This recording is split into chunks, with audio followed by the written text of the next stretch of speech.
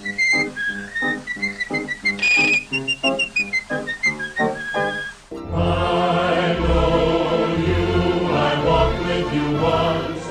film was in super Technirama, not boring old Technirama. Disney's being too modest, folks.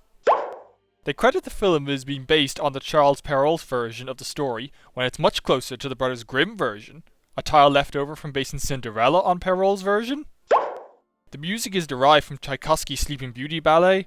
Though old Disney cinema always had music more classical than not, this really pushes that, and is one of many reasons that make it not really children's cinema, as it should be, for Walt wanted the film to be different than Snow White and Cinderella, which it most assuredly is.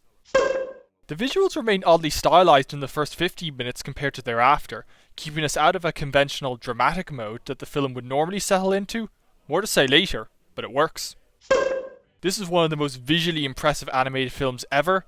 Being produced in Super Technirama meant its functional frame size was doubled, so everything had to be so detailed. This is one of those films where you could hang any frame in an art gallery. I feel so sorry for the decades where you had to settle for watching this in pan and scan.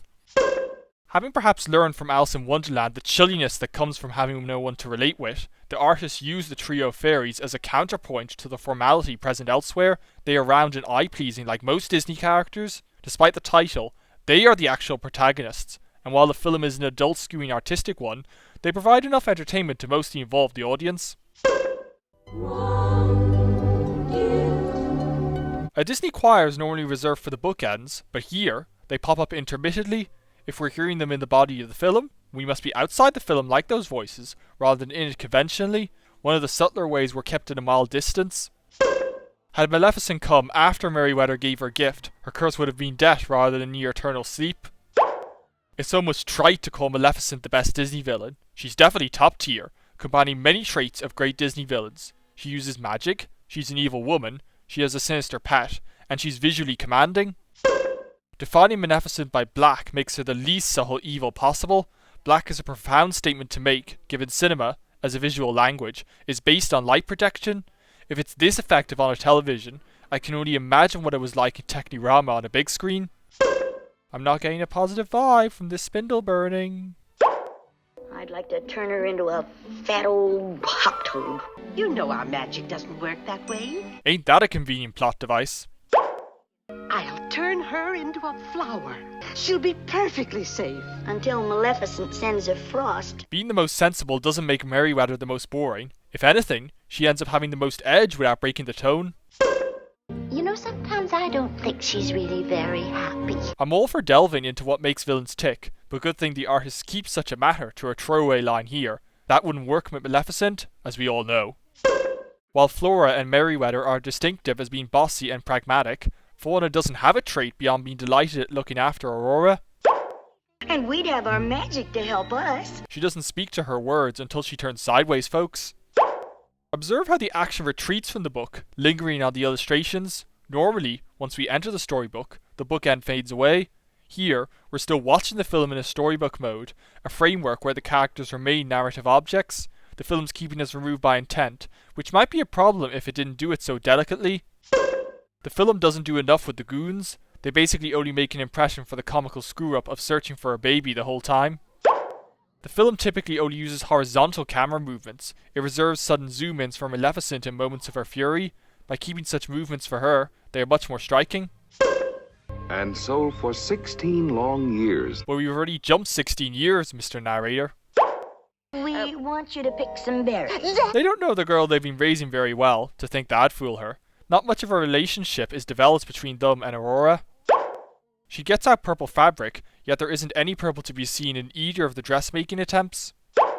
I'm going to bake the cake. And this is her last chance. She can still bake a cake for Aurora anytime, even after they go back. The King and Queen let them take her away, they'll let them do that.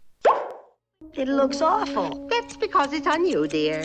Oh snap, didn't think old Disney animation had that kind of roast in them. I don't think it fits, however much it gives Flora personality.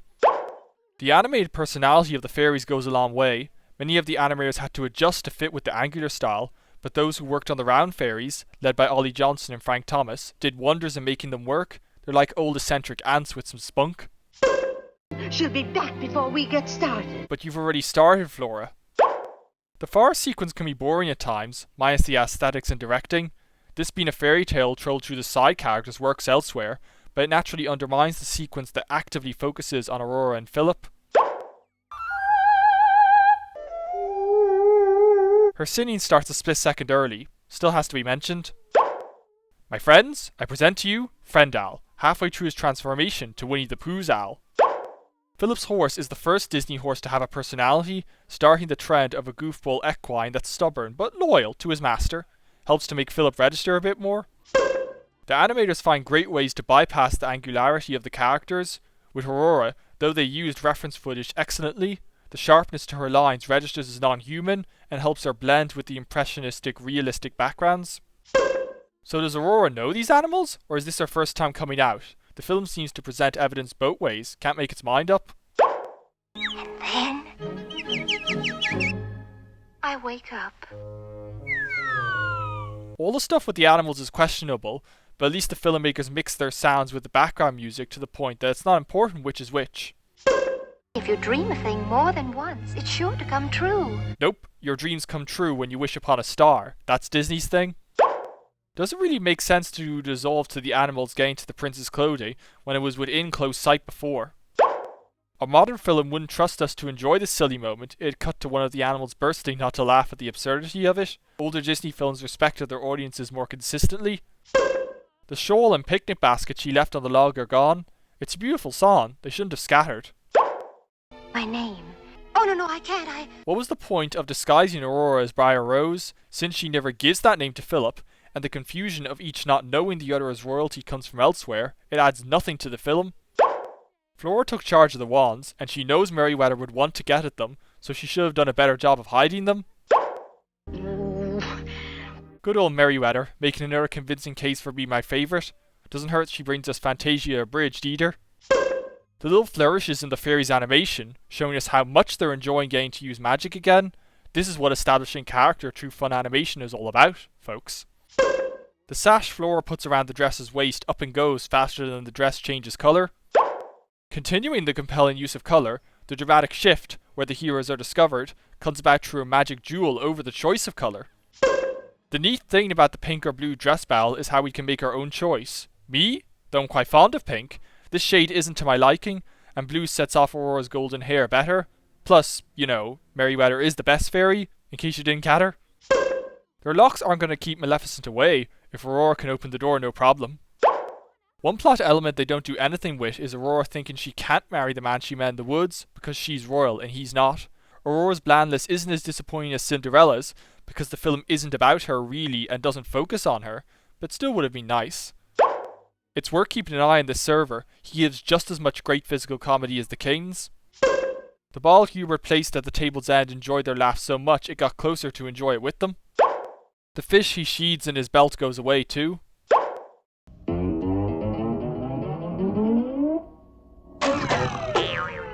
Can you say garçon de farce? I'm saying it, and what a farce at that. Beyond the detail, the thing about the design is the formality.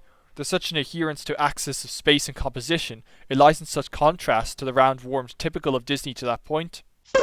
Now, Father, you're living in the past. This is the 14th century. That gag's a bit too modern, considering how rigidly old-fashioned this film is otherwise. It wasn't alerting Diablo that undermined their plan. No, it was heading back to the castle before the sunset. There was no reason to not wait a few hours. Okay, if they did, we wouldn't get the last third, but you get my drift. They show her heartbroken again here, but some indication that she would have abandoned the throne to be with the man she'd fallen in love with, even just a few minutes worth, could have done wonders. Oh, why did I leave her alone? Same reason you came back to the castle before sunset, to give us the film's last third. Your film doesn't suit you getting all meta on us. Here. Why didn't they do that from the beginning? Okay, I'm getting too meta. I'll stop now. Sleeping Beauty may have the best use of colour in any Disney film. The way the fairy shading dims to less bold shades in moody scenes when the fairies don't have control, allowing Maleficent's sickly green to dominate, is one of many stellar examples. Her tiara, which was firmly jewel-free before, has jewels when they find her after Maleficent did her deed. They're gone later, as you might expect. The extra stillness could be problematic otherwise, but it's another case of matching the storytelling style's formality. Good animation matches its aesthetic to its storytelling style, after all. The bedspread, which was previously dark blue and royal blue, has changed to a solid royal blue. Notice the contrast between the soothing teal of the fairy's sleep spell to the nauseating green of Maleficent's magic. So much animation, especially modern CG product, serves the film it's made for but doesn't actively make it. When it does, it deserves this level of credit, folks. I set my trap for a peasant, and lo, I catch a prince. Maleficent's voice only adds to her intensity. Eleanor Audley adapts her Lady Tremaine performance in a way that, while I won't say betters the evil stepmother, certainly equals it. In this shot, Flora and Fauna switch their glow colours. Search me. The storyboard method by which Disney films used to be made meant less reliance on dialogue. If only modern animation had that confidence to hold audiences without needless vocal babble. 'Tis the selfsame peasant maid who won the heart of our noble prince but yesterday. No cut to Philip's reaction if finding out Aurora and the girl he met are one and the same. He's developed more than she is. It'd only be fair. The gates of the dungeon part, and our prince is free to go his way. One meta moment I really dig is how Maleficent taunts Philip with her plan using the language of traditional European fairy tales to a greater degree than the dialogue elsewhere. For the first time in 16 years, I shall sleep well. One detail I never noticed was Maleficent has bags under her eyes. Given what she just said, it fits. One major structural difference between old Disney cinema compared to modern ones is shorter third acts. It's a less is more deal here, with the action really doing its job for the time it's around. Isn't it convenient they tied up Samson outside? Inside would have only made sense. I'd like to turn her into a hot tub. You know our magic doesn't work that way. It can only do good, dear. The fairies can't turn Maleficent into a toad because it isn't good, but Merryweather can turn Diablo into a statue? Did Maleficent think a forest of thorns would stop Philip? Not up to her usual standard. The animation timing on Flora and Fauna's spells is off enough that they land after Philip's cape was already freed. Now shall you deal with me, O prince, and all the powers of hell! Formal analysis be forgone, thy has no place here. Become a superbly drawn dragon. Maleficent, thy argument is null and void. Samson is right behind him after he's knocked off, yet when Maleficent destroys the bridge moments later, he's back in the thorns. Philip was on the edge, so yeah, he just plummeted to his death. Though Flora closed the drapes before, they're open when Philip returns here later, despite everyone else being asleep. Seems Fairy Tale Kisses calls one's pupils to change colour. Compared to the third act's quick pace, the denouement drags. It's hard to say where, it keeps the essentials, but it does.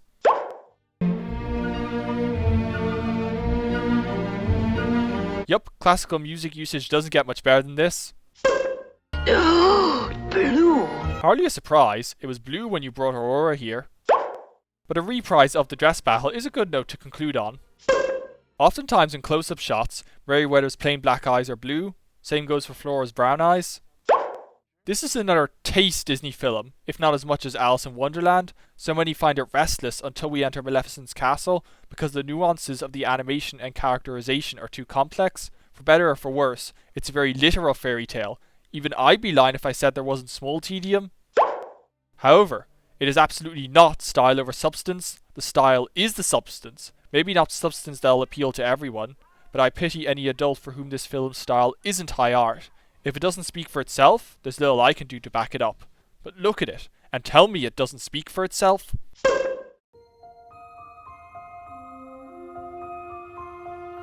-14. Accepting some slight narrative missteps, Sleeping Beauty is Disney high art in a league of its own.